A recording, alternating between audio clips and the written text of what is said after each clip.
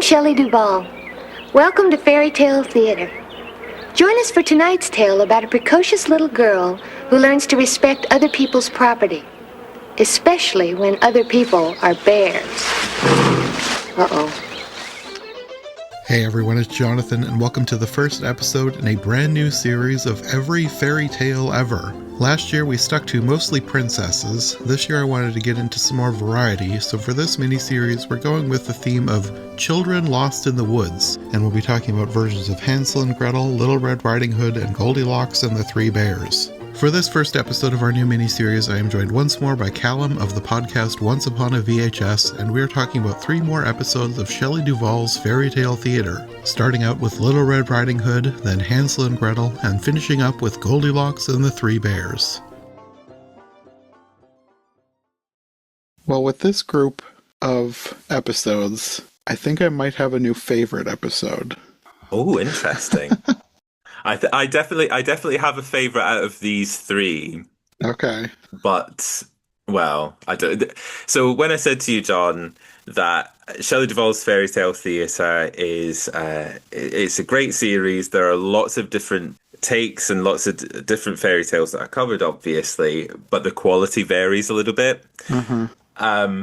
These are not my 3 favorite episodes of the series altogether, but it's a good theme to talk about, and these are quite an interesting 3 episodes to compare with each other. It could, like, I would probably have to rewatch the others that I've watched to make sure, but part of the reason why this, I'll just say it, Goldilocks I think is my new favorite, but I did watch these in the order that they were released. So I started with Little Red Riding Hood. I think these all came out one right after the other, like not immediately, but like in the lineup of episodes, it was weird that the 3 that I chose were so close together. But I started with Little Red Riding Hood, went on to Hansel and Gretel, and then finished with Goldilocks. I think Hansel and Gretel kind of bummed me out, and then Goldilocks was just so much more fun and funnier that it was like, I love this. Yeah. That's funny because the order that I watched them in was Hansel and Gretel first, and then Little Red Riding Hood, and then finished off with Goldilocks. So similarly, Hansel and Gretel is it's a bit of a bummer. It's not the most fun episode, but Goldilocks brings something quite new and quite different to the story. So there's some inventiveness there, and there are a lot of good elements to Little Red Riding Hood too. So this is a fun trio of episodes for us to compare and contrast, I think. Well, let's start with Little Red Riding Hood. This one was interesting because up until the end, I didn't really know what direction they were going to go with this. Because, like, there's several versions of the Little Red Riding Hood story, and some of them, like, tame down the end. So, like, sometimes the grandma's dead in versions that I've read, and other times they're eaten, but then saved afterwards. And for whatever reason, I was just thinking that nobody was going to get eaten in this version because the wolf is a human wearing wolf clothes, so it's like it didn't. How's that going to work? Yeah. Which, I mean, I shouldn't have been thinking like that. This is a fairy tale. It doesn't matter if it doesn't work or not. Exactly. Yeah, you're right. There are so many variations of this story, and on our podcast Once Upon a VHS, we covered this famous 80s gothic horror version of Little Red Riding Hood, The Company of Wolves, and there are a lot of gothic and sort of like powerful elements to the Little Red Riding Hood story that a lot of horror writers are quite drawn to. That there have been quite a few horror films that have been inspired by Little Red Riding Hood as well, so quite often adaptations either lean towards making it very dark and edgy, or they'll go the other way, and if they're aimed at kids, they'll do maybe like a comedy sort of parody of the story, or like a reinvention of it. So there was like films like Hoodwinked, for example, off the top of my head. So they kind of have fun with the story. So there are relatively few straight adaptations of Little Red Riding Hood, if you know what I mean. So this is one that almost walks the line right down the middle of it. So it's not a darker, edgier take on the story, and it's not a pastiche of it either. It's it's a story which it has humorous elements, and there are things that it does that put a little bit of a twist on the story. But one of the main kind of influences on the energy of this episode, I would say, is the fact that our cast, our Little Red Riding Hood, or Mary as she is here, is played by Mary Steenburgen, and the wolf, who is Reggie the wolf, is Malcolm McDowell, and they were married at the time. So it was. They were. I missed that. So it's there's this whole subtext to the relationship between Little Red Riding Hood and the wolf, which is only just underneath the surface in this version of the story. Yeah, so that's quite fun. Yeah, that's interesting. But now I almost feel like rewatching it with that in mind. Yeah, and maybe it adds an extra layer to the to the situation. And it's a cool choice. I think it's an understandable choice that we're aging up the character of Little Red Riding Hood here. So Mary Steenburgen is playing her rather than as like a young girl. This feels like a version of Red Riding Hood who is a woman who has been very much sheltered and protected from the world by her parents and her family. These are total helicopter parents. Yeah, I was sick of them right away. Oh my goodness, very neurotic. Like when the mother's like dusting off the logs before they go on the fire and things like that. It's pretty extreme. And we've also got the introduction of this this friendship, which will blossom into a relationship with the woodcutter's apprentice, Christopher, which is a nice addition to the story. I think it gives it a little bit of a twist, and so many interpretations of the story of Little Red Riding Hood are to do with the fact that this is like a girl who is on her way to womanhood and becoming wise to the ways of the world, and the wolf can be interpreted as like representing men who might be out to get you, and how women have to sort of navigate relationships and things like that. So I thought it was a really interesting idea to bring in this love interest, I suppose, for Little Red Riding Hood, who also provided some of the function of the woodcutter in the story. He's the one who saves Mary and Granny from he cuts open the wolf with scissors, which was I think it's like just quite a nice, neat way to expand the story in a way that updates the story, but it doesn't make it feel too far from the fairy tale itself. Yes. It felt like they added stuff to it in a way that felt like they weren't adding stuff to it. Because sometimes people will take a fairy tale and add so much stuff to it that it just feels bloated, like they're padding for time. But this felt like they were telling a natural story. Yes, I agree. Goldilocks will come on to that later on, but for me, Goldilocks expanded the story in such a way that almost like about half of the episode was like completely new material. That is true. The story of Goldilocks ended at the halfway point, and then they just kept going. And then they just kept going with something completely different, which I think there's something to be said for that in itself. But this felt like it was an expansion of the story that worked, and it was tonally. Yeah, I think this was a well done episode. I think there was there was a little bit of risque humor in this as well, which feels right for Little Red Riding Hood. Things like when Granny's trying to hide the cape that she's made, and Mary is sort of knocking at the door, and Granny's like, "Don't come in, I'm naked." Things like, which is funny, but it's also sort of setting up the situation with the wolf, when the wolf is pretending to be Granny, and she's like sort of keeping her at a distance at first, but then like invites her to get onto the bed and stuff. It's pretty there's a little bit of an edge to this story. Yeah. I also loved. I really like the characterization of Granny in this Me too. version. She's probably my favorite character of this story. Yes. Yeah. So we get Reggie the wolf, the sort of the cocky British wolf, and he has a run-in with Granny on the forest path, which is another nice little addition to the story, where she ends up whacking him with her cane. Um, I already love like feisty little old ladies, but to have this granny just beat up the wolf yeah. is my favorite. And of course, I think there's that bonus for people.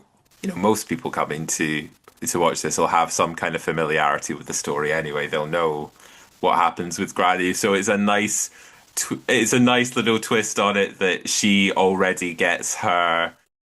She gets her own back on the wolf before he eats her. If you see what I mean? Yeah. So yeah, that was a lot of fun.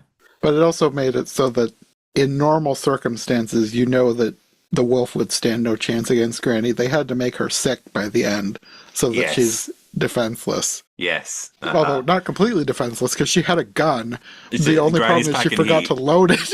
Yeah. When she pulled out that gun, I just burst out laughing. It's like I love this Granny. this Granny, yeah. But that also leads us to that shot where Reggie's like coming up and as if he's going to eat her, which is quite scary. I remember from seeing this as a kid that shot of Reggie like crawling up the bed, and because of course he puts in his eating fangs too. Which is quite a nice touch when you've got an actor who's playing a wolf. Like he's not going to have like the big sharp teeth in all the time, so all the better to eat you with, I suppose, when he puts them in. That's one of those other things where it's just like, stop asking questions, because like they're pulled from his stomach completely intact.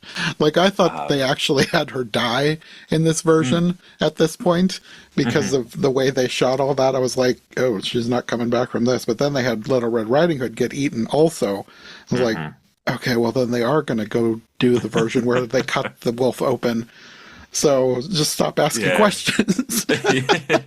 Yeah, it's not really. He's not. They're not being dissolved in stomach acid or anything. He's really just like a big bag, I suppose. This wolf. The wolf has a TARDIS mouth. Oh yeah, he's bigger on the inside. Yeah.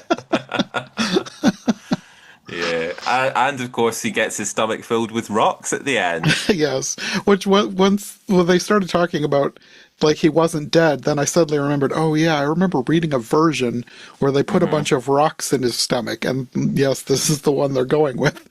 They fill him with rocks and throw him out the door. A big dummy they throw out the door. Yeah. I always love a good dummy joke. Yeah. Yeah, and that's the thing. But yeah, it's just so much fun, like having that bit of physical comedy of them chucking this dummy out. Yeah, yeah. I like this episode. This is probably my favorite of the three in this selection. I like the performances. Granny is so much fun. Reggie the wolf is great, and Mary Steenburgen as well. I always like Mary Steenburgen as a presence in things. And there's a sweetness that she brings to Mary, and yeah, I just think she's a really likable actress and performer. So yeah, I liked this version of Little Red Riding Hood. This was my favorite of this 3-episode run. Yeah, she was good. I think my hang up with her is that she seemed too old. Like I know they're going for an older Red Riding Hood for this, but like in my head, Mary Steenburgen is like 60. Yeah. But that's because the first thing I think I ever saw her in was Last Man on Earth. Have you seen that show? Yes, yeah. So that's Mary Steenburgen to me. Yeah. So even this, where she is obviously like probably 30 years younger than Last Man on Earth, she still seems so much older just because in my head she's like, it's the same with Angela Lansbury. Yes, like she was always old in my head because she's just a little old lady when I was a kid. So even looking backwards in time, she still feels like so much older than she actually is. Yeah, that's the point. But again, the fact that this version, it feels like that's quite a deliberate choice. And I wonder, Yeah. given the fact that Shelley Duvall quite often was sort of asking her celebrity friends, she was like, "Oh, I've got a great idea. Let's cast Robin Williams as the Frog Prince, or let's do this, or let's have this person that Shelley Duvall knows in this particular role." So I wonder if it was the fact that she knew Mary Steenburgen and Malcolm McDowell as a couple, as a married couple, and Mm, she thought, "Oh, that would be fun to build a version of Little Red Riding Hood around this pair of actors." probably.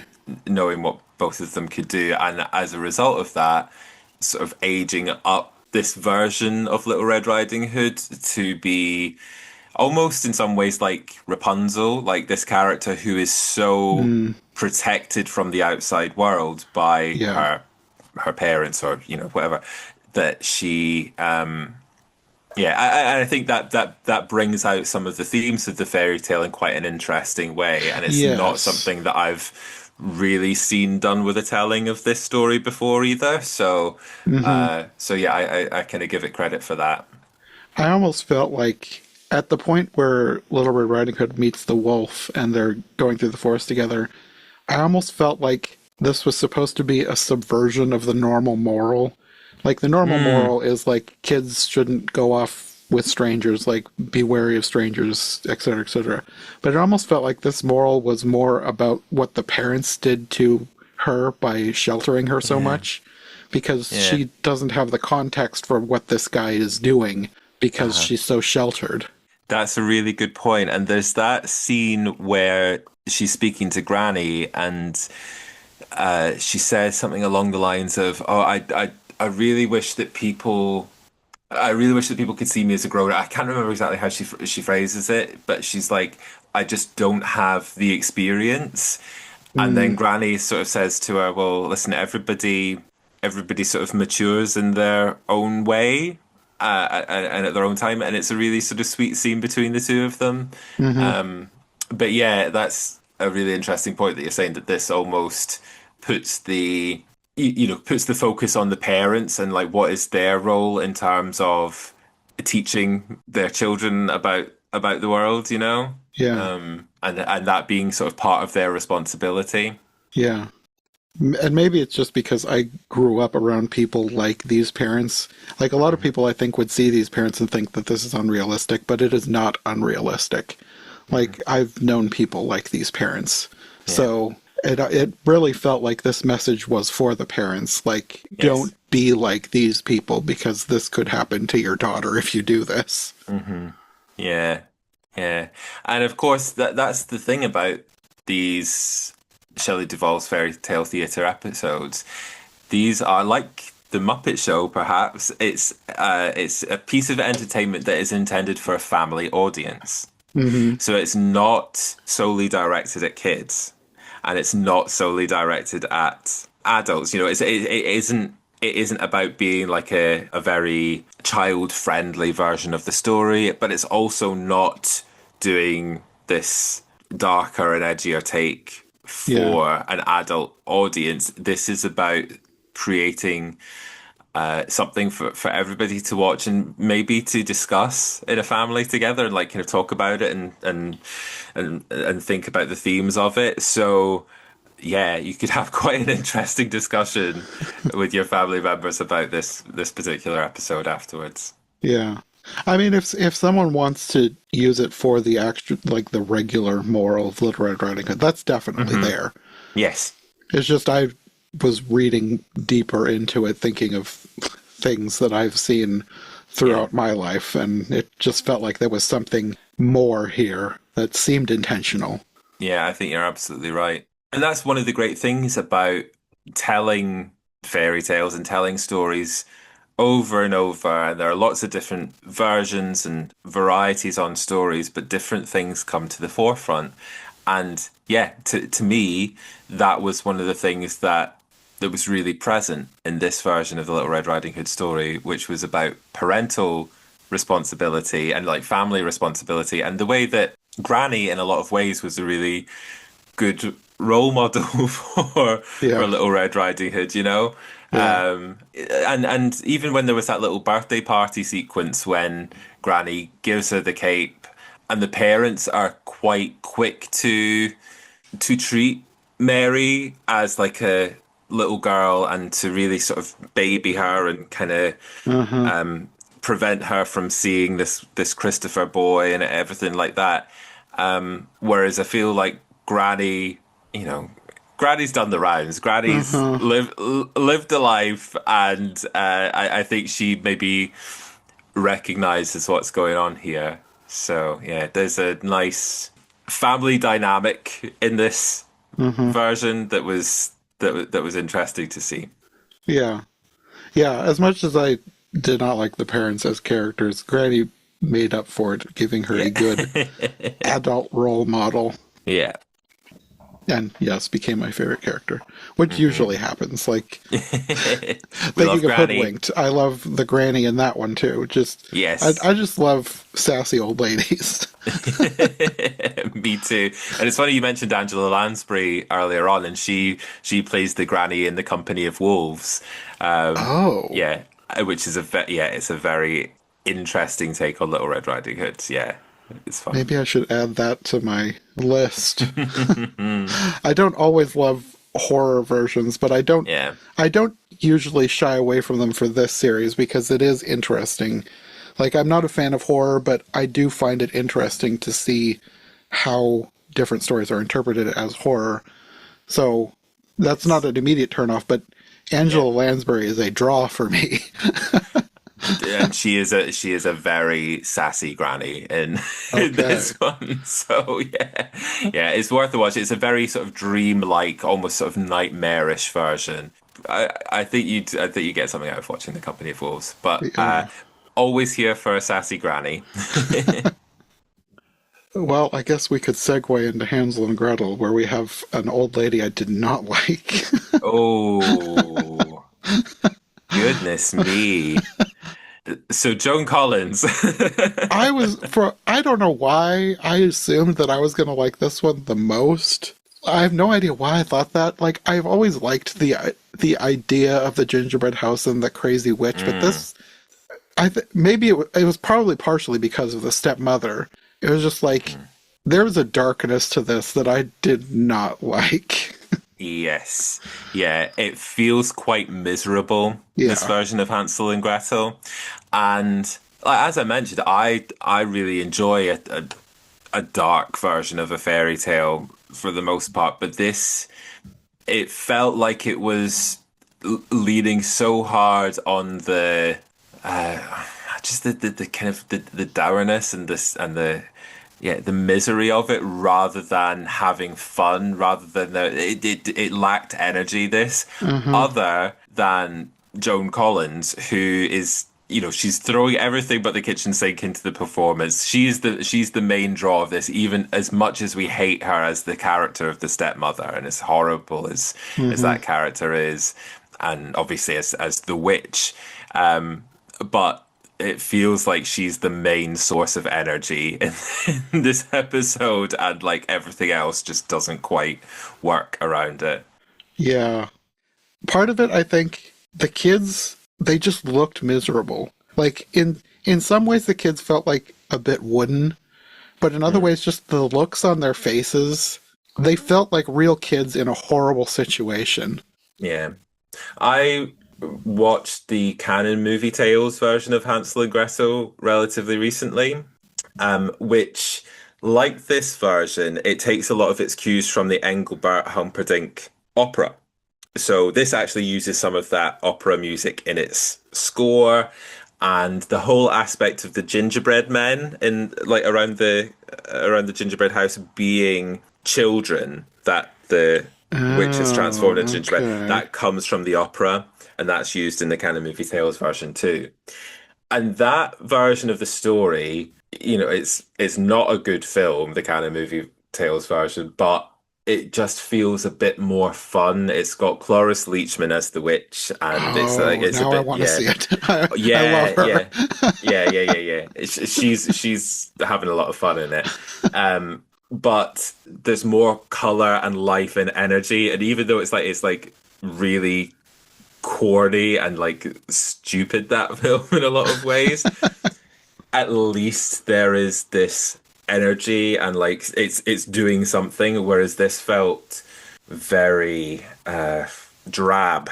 And what really surprised me when I was looking into this episode is that the director, James Frawley, do you know what else he did? I'm not sure. When I first saw that, I was like, wait, the guy from I Love Lucy, but it wasn't the same guy. He directed the Muppet movie. No, Yeah. Which I'm this is like, not the same as the this Muppet is movie. this is no. this is a big departure from that. Totally, and that was I kind of thought surely, the guy that directed the Muppet movie would be able to get some of that kind of movement and color and things into this, but absolutely not. So one of the other aspects of the Shelley Duvall's fairy tale theatre series is that they often use a particular artist or illustrator as their inspiration for the production design of that particular episode. And in this case, it's Arthur Rackham, who I actually had as a child. My version of the Brothers Grimm fairy tales book had those illustrations by Arthur Rackham, so I recognized exactly what they were going for, like the little headscarf that Gretel wears, and like the design of the witch and some of the design of the gingerbread house were very much inspired by that Arthur Rackham version. And the thing about the Arthur Rackham illustrations is that they're very beautifully detailed, but they're quite washed out looking. They don't have a lot of color. And I think they've maybe tried to emulate that so much that it's had a sort of negative impact, because this film just does look so washed out as well, this episode. And it's also shot on location, which gives it a different feel. Like where in Little Red Riding Hood, the forest is, it's a set, and it's, the trees and flora and things like that. It makes it feels more stagey in that, but it's more colorful. It's more colorful, and it feels more storybook in some ways. Whereas this, it feels like they're just plonking these two poor kids in the in the wilderness and calling it a day. And it felt quite cruel. Some of the little additions or twists to the story they put in. The thing that I'm thinking of in particular is when they set up that thing that makes them think that it's the father cutting wood, but it's just like a mechanism with a log hitting against another log. That was the first point where I was just like, not that I felt disturbed, but I was just like, oh, this isn't fun. Yeah, it's just a bit of it's a downer, this episode. Yeah. And there's a lot of stuff around the kids.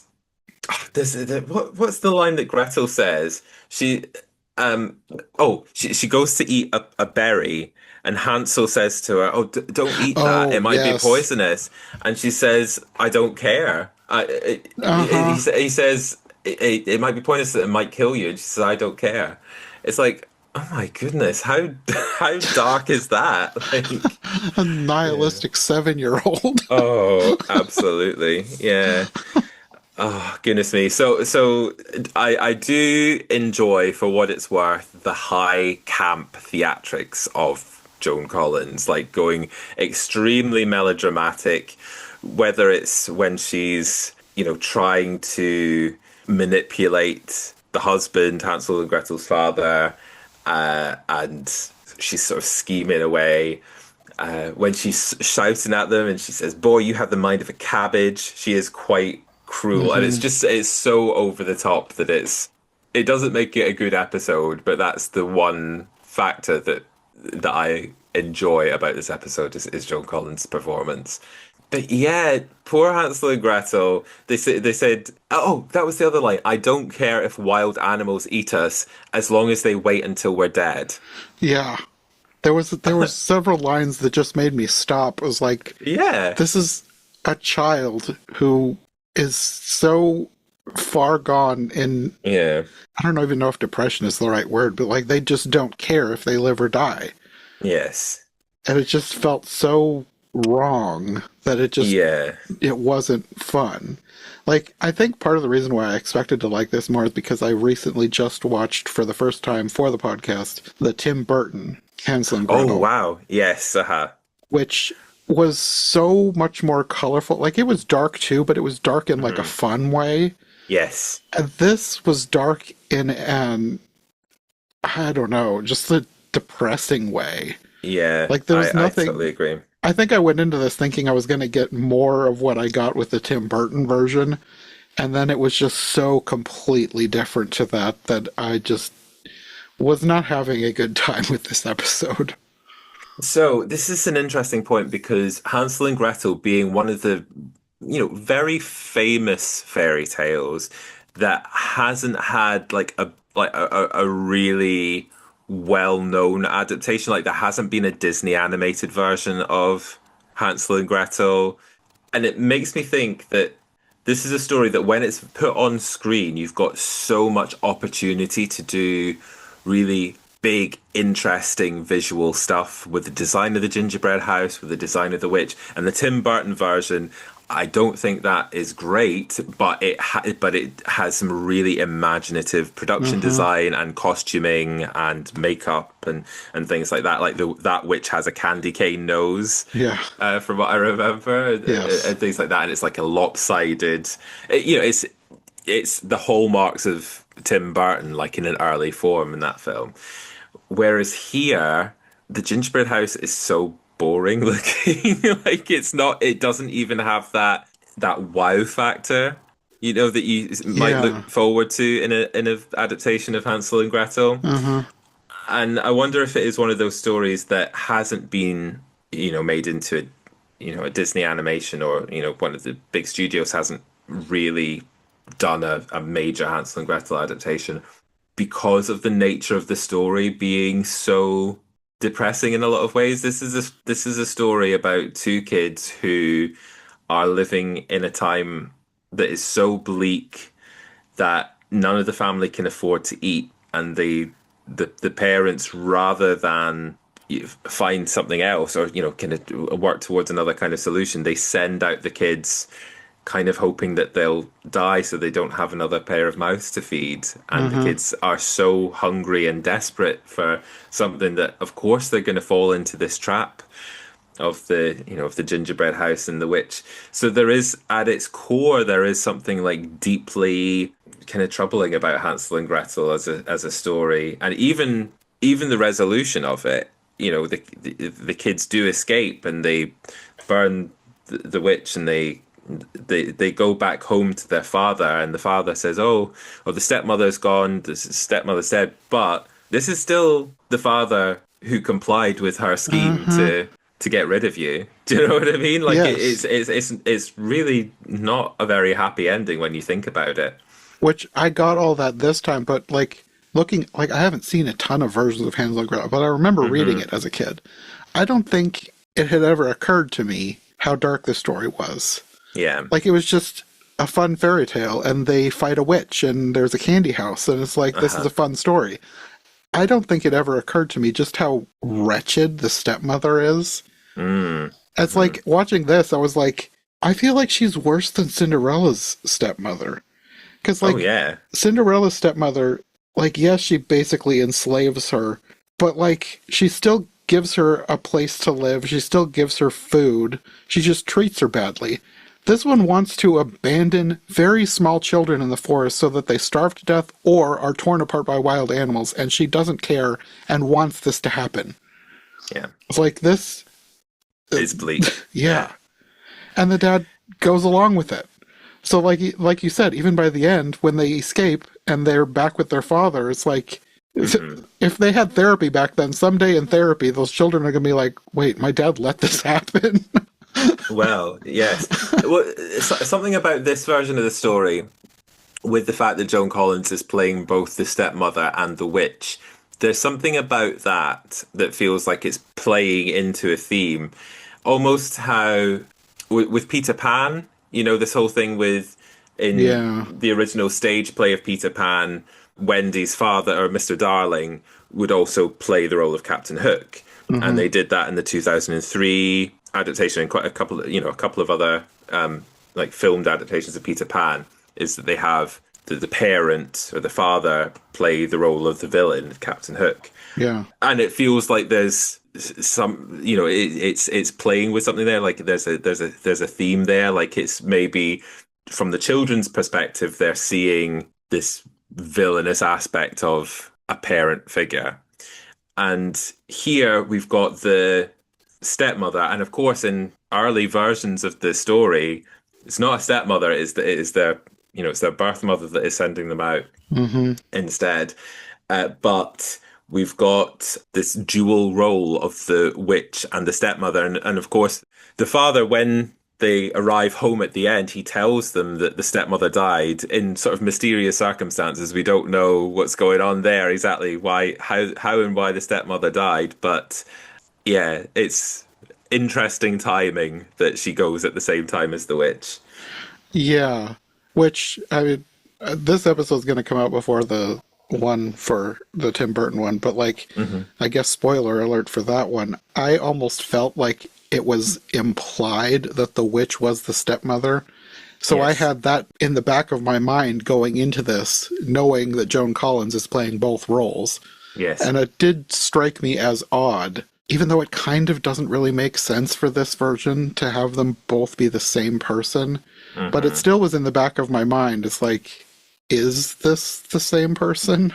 Yeah, it's an interesting little aspect. Or like even if they're not literally the same person, is it maybe is it maybe making the point that dealing with a witch, dealing with like this character who, although she's lying at first, she's duplicitous. She is lying to them about like wanting to take them in and look after them and feed them and all of this kind of thing. Once she is revealed as being a witch, like her plans are very obvious. Hmm. In comparison to the stepmother, who, I mean, the stepmother is obviously awful to these kids in plain sight anyway, but she's making it appear to the father that she's different. Do you know what I mean? It feels like maybe that it's making a point about how evil and how wickedness or how awful people, maybe it's easier to deal with if they are outwardly being that horrible compared to when they're trying to disguise their actions in front of other people. I don't know. It's a Yeah, kind of. complex thing. Yeah. I think my more takeaway from it was more of like on the father's part, like what Mm. he's willing to turn a blind eye to. Oh, yeah. No, yeah. I those poor kids. That's Yeah, all I have to say. yeah. Yeah. There were aspects of the production with this as well, which did kind of make me giggle. Like when Hansel is in his sort of little rabbit hutch cage that the witch is keeping him in, and Gretel's passing him the food. Like one of the plates of food that she passes him is so obviously like fake food that's glued onto the plate. Yeah. And it looks absolutely terrible. This is a interesting inclusion was the fact that when she puts Hansel in the cage, there was the other boy in I there. know. When I saw the kid, I was like, wait, what? I was like, oh, Yeah. this is so much darker. Because as soon as I Yes. saw that kid, I was like, that kid's gonna die. And she Yeah. killed that kid. Even She though killed that he kid. somehow comes back at the end. But like, What? I, Well, what? Yeah. What they did was it was kind of a bit of a twist. So just to sort of spoil the canon movie tales version of them, sh- like rather than eating the kids straight away in that version, the witch is basically kind of dipping them into gingerbread batter and turning them into these gingerbread children that are around the house that she will eat later as gingerbread children, right? okay.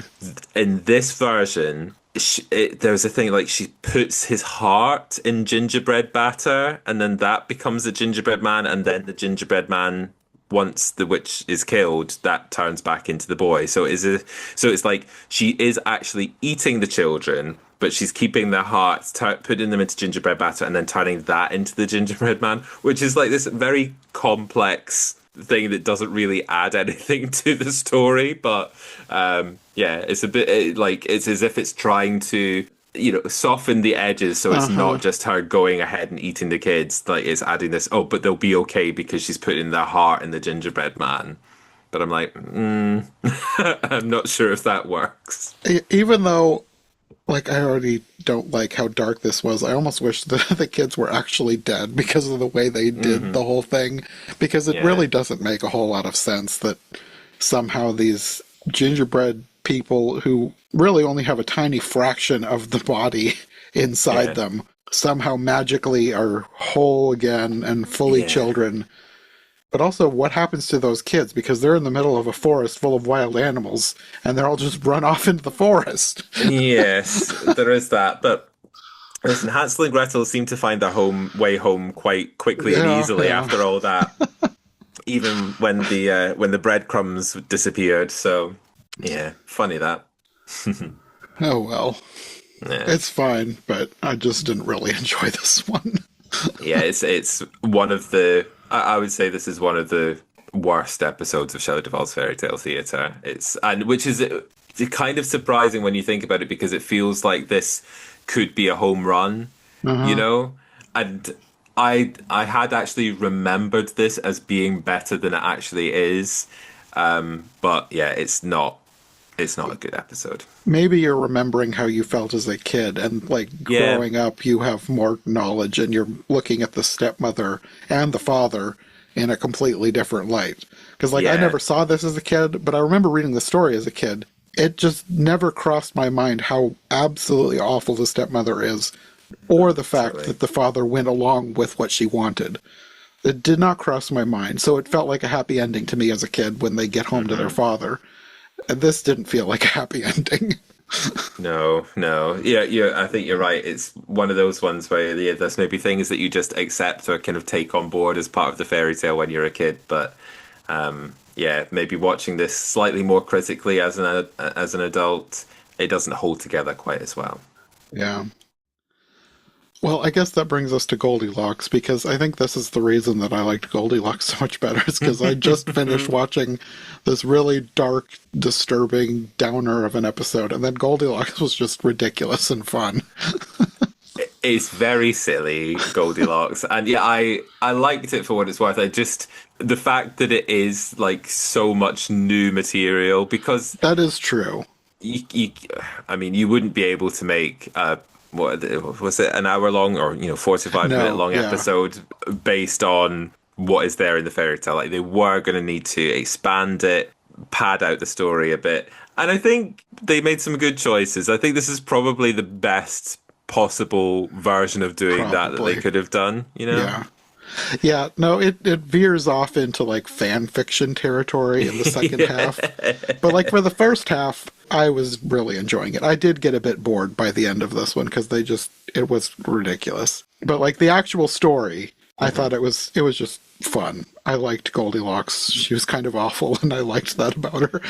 Yeah, so that was the thing that I thought was good about the new material, was that it clarified the moral about Goldilocks. So Goldilocks being awful and like breaking into the Three Bears house and all of this kind of stuff, like from the original fairy tale. But then we get that it almost ups the ante, because first of all, she's lying to Cubby, the baby bear, about being an orphan and that she's starving, and so she's telling lies, and then she lies to the ranger about the bears kidnapping her. And so she gets sort of caught up in her own web of lies and like bad behavior, and she gets called out on it. So that felt like quite a satisfying resolution to the Goldilocks that we know, that's done all of this bad thing, rather than her just running away and getting away with it. It's like it kind of cranks up the character arc of Goldilocks to a point where she crosses a line, she gets punished for it for what it's worth, but she makes amends for it. And so it feels like we get a satisfying resolution to the story of Goldilocks that we maybe don't get in the original story. So I have to give it credit for that. Depending on which original story you've read, because I remember reading one when I was a kid where Goldilocks gets eaten. So Oh, okay. when this started, I already knew that we weren't going to get that, probably, because I really liked the opening with Shelley Duvall. I even wrote down her quote because I just really liked it when she said, "Join us for tonight's story about a precocious little girl who learns to respect other people's property, especially when other people are bears." That is brilliant. Oh my goodness. Yeah, yeah, Just the way she delivered that, I was like, okay, this is going to be a happier episode. yeah. Yeah, and words to live by. She's wise Shelley Duvall. Isn't she she's in a beekeeping suit as well when she's Yeah, doing that introduction. Yeah. yeah. Oh, I love Shelley Duvall so much. This is yeah, and her little introduction to the episodes. But yeah, this is a great introduction to it. And then we go from Shelley to the to the ranger who is like the narrator for this episode and comes into the story too. So this is a interesting inclusion, having this ranger character who interacts with both Goldilocks's parents and the bears and Goldilocks herself. But it also gives us a very definite like American setting Yeah. for this version of Goldilocks. And what it reminded me as well is of Yogi Bear. I think that was on purpose because there was a Yeah. line later in the story where the ranger comes to the bear's house and they were saying something about, if this is about the picnic baskets, we had nothing to do with that. The picnic baskets, yeah. Yeah, very funny. And yeah, Cubby here is a little bit boo-boo coded. Cubby is also very Costello of Abbott and Costello. That's it. Yeah, Yes, yeah. because I was racking my brain trying to figure out why he reminded me of someone. Like there was a character in the far recesses of my mind. I never figured it out. Costello, but not specifically Costello. Catstello from the old Looney Tunes cartoons. Babbitt Yes. and Catstello. Yeah. Catstello is what I was trying to think of. Yeah. There you go. Yeah. Yeah. So I think they made the right choice in leaning into the comedy of the bears and the whole sequence of them waking up and they've got their alarm clock that's like the four seasons and it's like the end of winter, so they're coming out of hibernation. That's very, very cute. And them kind of interacting and the joke about them going to the bathroom Yes. and he It opens made me the laugh when I door. realized that the bathroom was just outside, but they were Yeah. still waiting in line for it anyway. Yeah. That was good. Yeah. What do bears do in the woods? Well, now we know. Yeah. But yeah, I thought the bear stuff was fun. It did, by the end of the episode, the bears had sort of worn out their welcome a little bit for me. It got a little bit, okay, let's move things along. The whole thing with them wanting to set up the honey stand was just a little Yeah. bit much. As much as I liked the first half, the second half did get a bit long, and it was because everything just it felt like fan fiction, like not the best fan fiction. Yeah, yeah. But what I did like though was the aspect of Goldilocks and Cubby becoming friends, and or at least Goldilocks like kind of using that relationship. Like kind of like Yeah, realizing that Cubby could do with a friend, and she tells him this whole story about herself and stuff. I think that was quite a good way into it, and yeah, this is just such a silly episode. It's not not a huge favorite of mine, but I suppose it's impressive that they managed to pull together this expanded version of Goldilocks that does feel like it has something to say and it's got a kind of a progression for the character of Goldilocks. Who is I think the performances are fun here. Tatum O'Neal as Goldilocks is doing some great work. It's a silly episode, but it's got some things to recommend it. yeah. As far as celebrities go, the only person that I instantly recognized is John Lithgow as Goldilocks' Oh yeah, father. So we have John Lithgow, and as Goldilocks' mother, it's the singer-songwriter Carol King, who of course has a famous album Tapestry, and she's doing a little. She's sort of like needlework. She's doing which says "My life is a tapestry." So that was like a fun little nod to that. Carol King, God bless her, is not the world's greatest actress, and her line deliveries are so stilted. But John Lithgow carries the scene. Yeah. I liked what they did with the two of them, though. Like their little back and forth. Like, I liked, even though she didn't say a whole lot, I did like how dry she was. Like, the dad reading the newspaper, and he said, "Now here's some good news. Some scientists say the world is going to end sometime in July." And she's like, "Well, July's always been too hot for me anyway." Yeah. Yeah, and it's just the fact that it's the two of them just sitting on their porch and, you know, keeping an eye, you know, the sort of nosy neighbors situation. Yeah. They didn't have much to do to, like, drive the story. They were just kind of there, which is fine. I did, like, a few jokes with them, but they weren't the most memorable. But I did like that specific joke. That's probably one of my biggest laughs in this. Yeah, it's good fun. So the production design for this one, the artist that they're taking inspiration from, and again with that whole this being an American version of the story, it's Norman Rockwell that they're drawing from here, and it's really? I didn't get Norman Rockwell from this. Yeah, I can see what they were trying to do, but it's okay. Goldilocks' wig is is not cute. But I suppose you have to have it be, you know, the curly ringlets, like that's the whole Goldilocks look. But yeah, it would just look like a helmet plonked on her head. Tatum.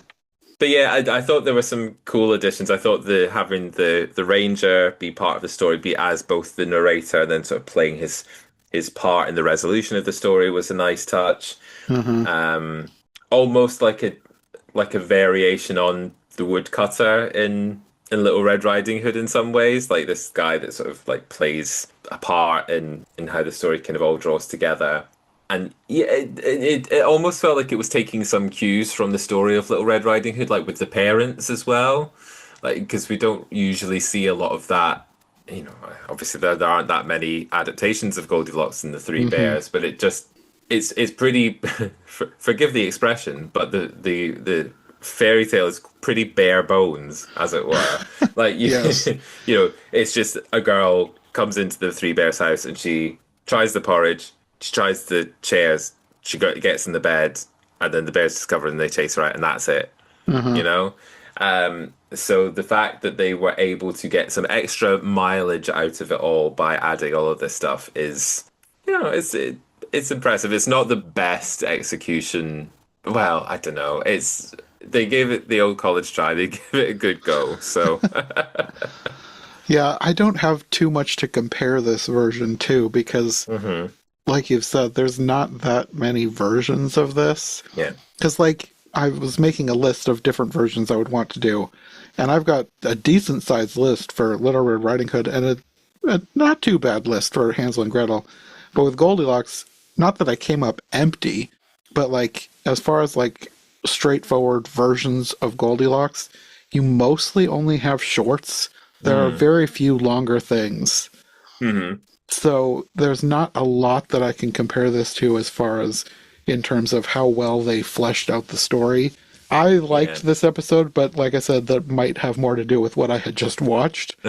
Yeah, in comparison to Hansel and Gretel, this feels, it is much better, yeah.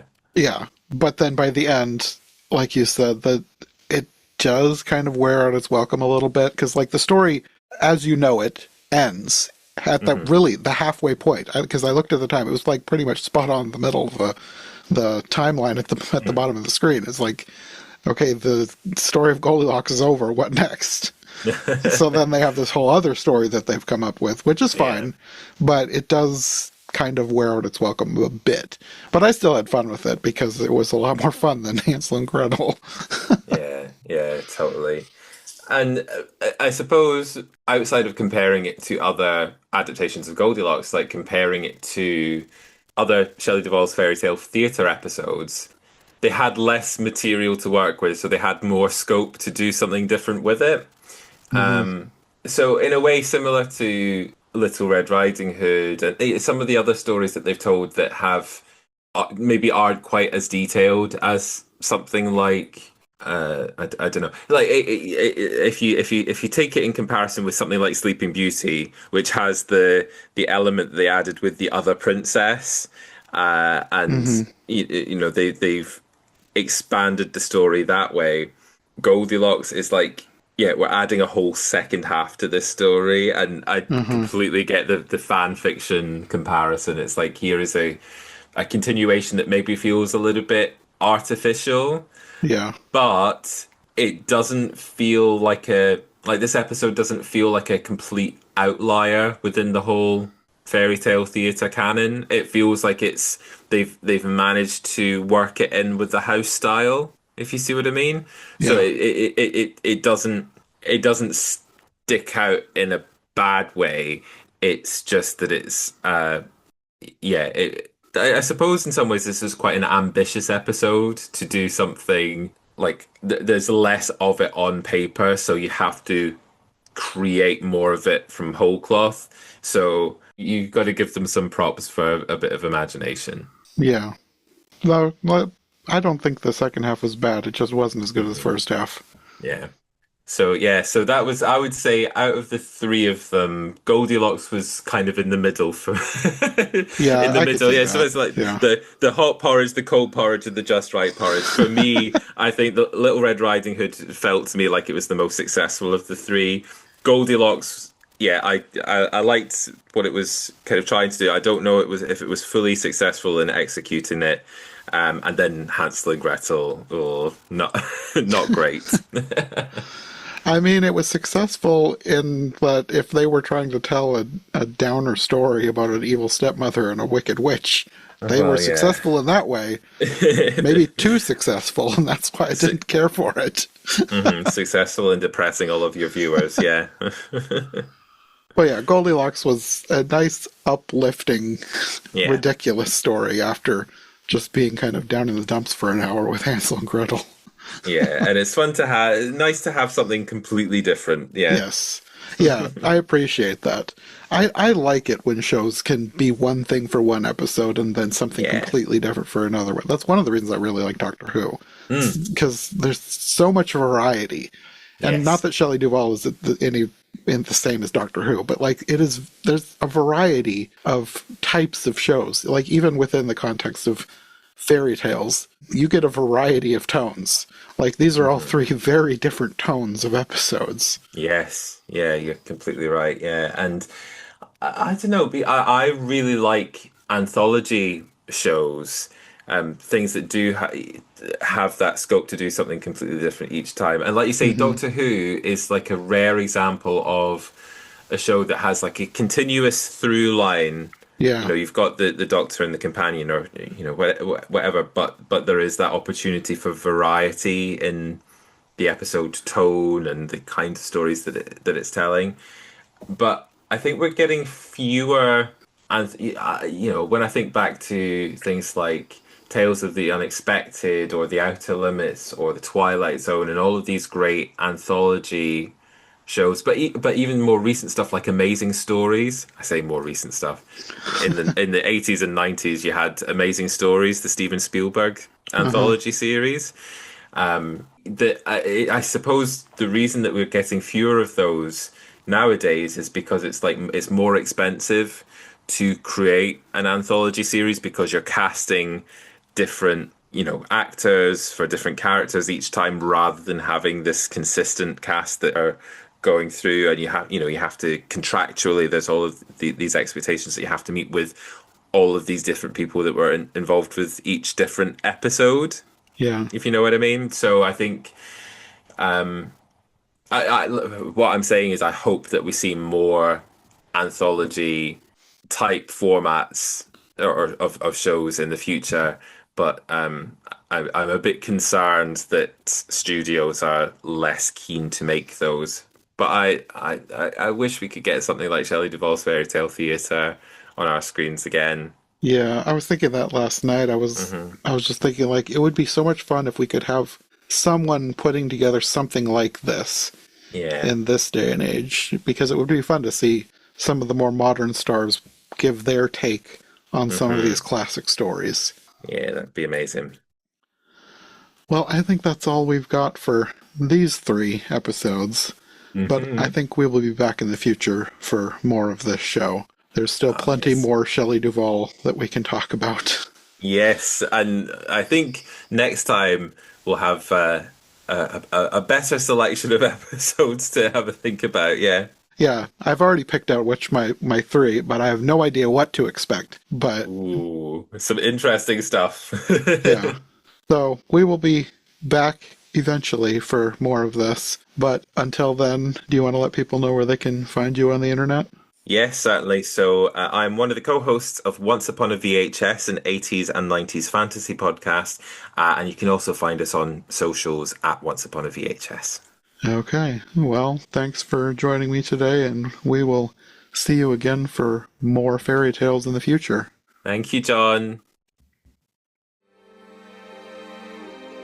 Thanks for listening to Every Version Ever. If you enjoyed this episode, make sure to subscribe and follow my co-hosts as well. All of our links will be in the description below. If you'd like more podcasts like this one, all of our shows are available on YouTube as well as most podcast platforms. If you'd like to support this show, check out Johncast Media on Patreon for everything here, plus bonus and extended episodes you won't find anywhere else. We'll be back soon with another brand new episode, so thanks for listening, and we'll see you next time.